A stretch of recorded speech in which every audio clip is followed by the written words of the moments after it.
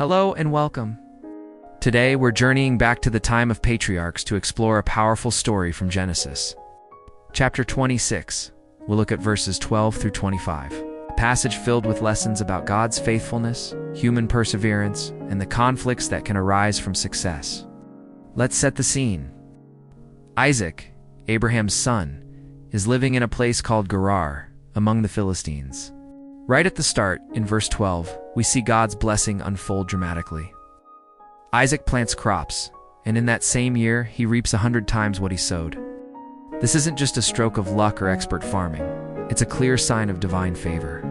It's God showing that the covenant he made with Abraham is now blessing his son Isaac. Imagine the sheer abundance, the fields overflowing, all because God was with him. But as often happens, great blessings can stir up great tension. The Philistines see Isaac's incredible prosperity, and they become envious. Their king, Abimelech, even asks Isaac to leave, bluntly telling him, "You have become too powerful for us." Have you ever felt that? Where your success made others uncomfortable or even hostile? Isaac's experience here offers a powerful guide on how to handle that pressure with grace and faith. So, Isaac packs up and moves to the valley of Gerar, but his trials are far from over. He starts digging wells, which were absolutely essential for survival in that arid land. But every time he finds water, the local herdsmen dispute it. The first well he digs, they fight over it, so he names it Esek, which means dispute.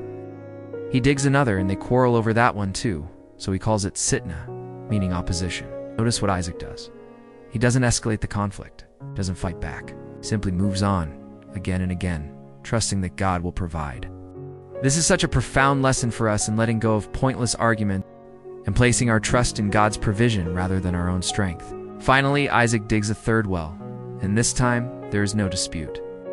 He names it Rehoboth, which means room or spaciousness, he declares. Now the Lord has made room for us, and we shall be fruitful in the land. It's a beautiful moment where perseverance finally leads to peace. But the story isn't finished.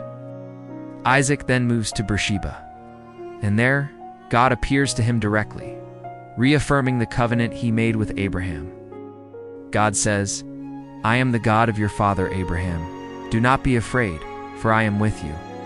I will bless you and will increase the number of your descendants." In response, Isaac builds an altar and worships God, anchoring his life in gratitude and faith.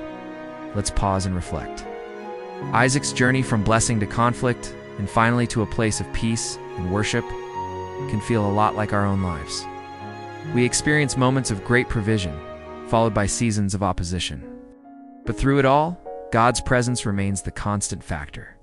The Philistines' envy couldn't stop God's plan for Isaac, and the obstacles we face cannot stop God's plan for us.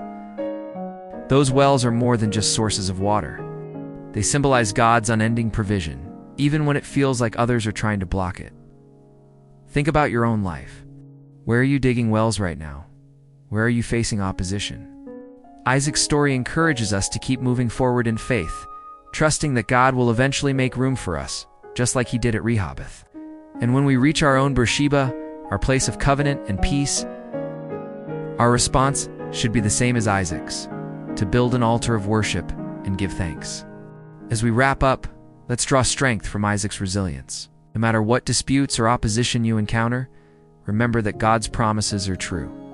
Keep digging, keep trusting, and keep your heart fixed on him. We wish you all the best, and may God's peace be with you. If this message resonated with you, please consider liking this video and subscribing to our channel for more content like this.